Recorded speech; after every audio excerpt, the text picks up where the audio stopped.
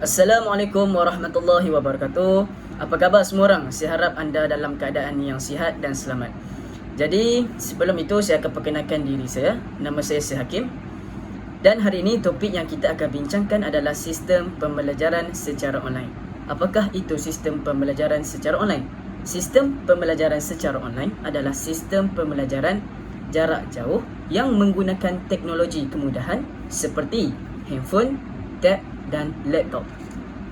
Jadi, saya percaya 90% daripada PDPR yang telah dijalankan menggunakan online kelas, iaitu platform apa? Google Meet, Zoom Meeting dan iKelas. Jadi, untuk pendapat dan kesatuan pelajar, 90% yang mengatakan setuju dengan pembelajaran secara online ini. Tetapi, untuk 10% lagi mereka tidak bersetuju kerana mereka tidak dapat mengakses kelas ini. Hal ini kerana mereka duduk dalam tempat yang pedalaman. Poin yang pertama. Poin yang pertama ialah pelajar mempunyai kemahiran berfikir yang rendah dalam kelas secara talian dan mereka sukar untuk mencari nota subjek. Contohnya, kelas dalam talian membuatkan pelajar tidak perlu berfikir banyak dan susah untuk mencari nota sesuatu subjek. Solusi untuk masalah ini ialah cikgu perlu membuat kuis untuk setiap kali mereka habis pembelajaran atau sesi pembelajaran secara online, baru pelajar boleh memahami dan meningkatkan kemahiran berfikir mereka. Selain itu, nota subjek pula cikgu perlu menyediakan nota daripada Google atau hantar link YouTube orang yang mengajar topik itu tersebut kepada pelajar supaya mereka lebih memahami topik tersebut. Poin yang kedua ialah pelajar susah berkomunikasi dengan guru waktu pembelajaran secara talian. Contohnya, pelajar susah untuk bertanya soalan kepada guru dalam kelas online kerana wifi mereka bermasalah dan juga kadang-kadang mereka segan untuk bertanya soalan dalam kelas kerana mereka malu sebab kalau mereka salah bertanya, kawan mereka akan menggelakkan mereka ataupun mereka salah bertanya, cikgu akan marah mereka. Dan juga kadang-kadang apa yang mereka cakap tidak boleh didengari oleh guru kerana guru mempunyai masalah laptop ataupun wifi. So, solusi untuk masalah ini, guru boleh menyuruh pelajar dengan masalah ini WhatsAppkan beliau apa soalan mereka nak tanya atau apa topik yang mereka tidak faham. Guru boleh menjelaskan atau menolong mereka dengan apa yang mereka tak faham sampai mereka faham.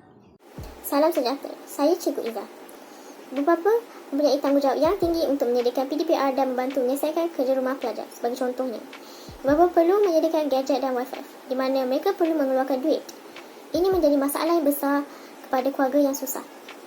Ibu bapa perlu juga membantu persediaan PDPR pelajar kerana pelajar kurang mahir. Kerja rumah pelajar perlu dibantu dan dipantau oleh ibu bapa kerana tiada bantuan guru di rumah. Cara untuk menyelesaikan isu ini adalah ibu bapa dan pelajar perlu bijak membahagikan masa untuk PDPR.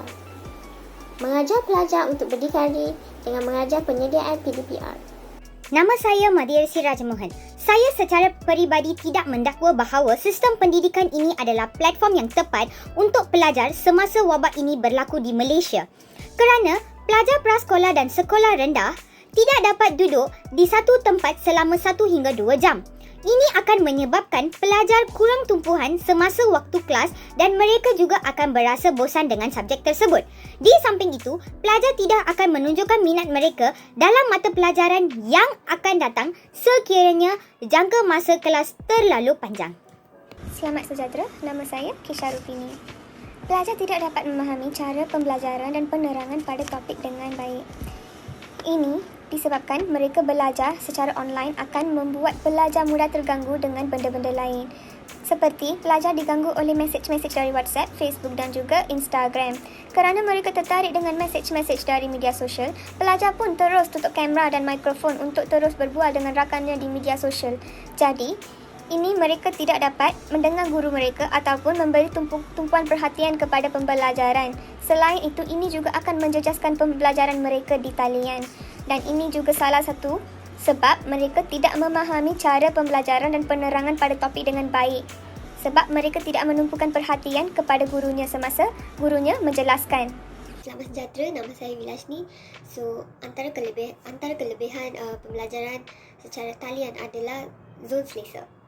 Maksud zon selesa adalah sekarang pelajar sedang belajar dari rumah. So, rumah adalah zon selesa mereka. Contohnya, kalau dekat sekolah mereka tak dapat keluar untuk makan atau minum suka hati mereka. Mereka ada time yang spesifik untuk keluar makan dan minum, iaitu masa rehat. Tapi kalau dekat rumah, mereka dapat makan, minum ataupun pergi tandas bila-bila mereka nak. Itulah maksud zone selesa. Dan ini juga akan membuatkan mereka berasa selesa untuk belajar, dan mereka dapat menumpu perhatian dalam kelas. Thank you. Nama saya Sabrina. Antara kebaikan PDPR di sekolah ialah guru-guru dapat mempelbagaikan aplikasi-aplikasi di internet untuk membuat sesi pembelajaran lebih efektif. Murid-murid akan berasa lebih seronok, malah rasa lebih bersemangat untuk belajar di rumah. Keadaan di rumah tidak begitu kondusif untuk murid-murid belajar. Dengan guru-guru menggunakan pelbagai aplikasi di internet, murid-murid akan lebih faham dan lebih fokus pada pembelajaran. Murid-murid akan sukar untuk faham pada topik tersebut apabila belajar secara talian kerana mereka susah untuk bertanya. Tapi dengan adanya aplikasi, guru-guru boleh mempelbagaikan untuk murid senang faham pada pelajaran tersebut. Saya Yasuda dan hari ini saya akan cakap tentang kebaikan sistem pembelajaran melalui talian. Pelajar mempunyai masa untuk menyelesaikan kerja kelas dan rumah mereka pada masa yang mereka inginkan. Pelajar akan mempunyai masa yang secukupnya untuk menyelesaikan kerja rumah yang diberikan oleh gurunya melalui online. Sebab kalau di sekolah, setiap mata pelajaran mempunyai masa yang terhad dan berkemungkinan pelajar kurang mempunyai masa yang secukupnya untuk menyiapkannya. Oleh itu, kalau di rumah, pelajar boleh menyiapkan semua kerja mata pelajaran yang diberikan oleh gurunya kerana tiada masa yang singkat akan diberikan oleh gurunya. Ini juga adalah sesuatu kebaikan yang terdapat dalam sistem pembelajaran melalui talian. Yang kedua adalah ibu bapa dapat menolong anak mereka dalam pembelajaran. Sesuatu kebaikan yang terdapat dalam isi ini adalah ibu bapa sentiasa boleh memantau anaknya semasa membuat kerja rumah, dan ibu bapa boleh mengetahui peringkat mana anaknya berada dalam sesuatu mata pelajaran. Jika peringkatnya bawah dan rendah, ibu bapa boleh menolong anak-anaknya dalam membuat kerja rumah mereka dan boleh menolong mereka untuk membuat ulang kaji di rumah. Assalamualaikum, nama saya Puteri dan saya akan mengemukakan salah satu kelebihan sistem pembelajaran secara talian, iaitu pelajar cenderung berasa teruja apabila melihat rakan mereka secara talian atau fizikal, menyebabkan mereka mula menyukai persekitaran Alice. Dalam apa jua keadaan, saya berpendapat bahawa hal ini disebabkan oleh kepribadian pelajar di mana keyakinan diri mereka akan meningkat sekiranya terdapat rakan sekelas yang akrab dengan mereka. Sebagai rakan, mereka akan memberi sokongan kepada pelajar tersebut. Ini membolehkan pelajar tersebut berinteraksi dengan baik dan efektif di dalam kelas. Tambahan pula, pelajar yang aktif di dalam kelas secara fizikal ataupun talian juga akan mempengaruhi kemahiran berkomunikasi yang pelajar yang lain.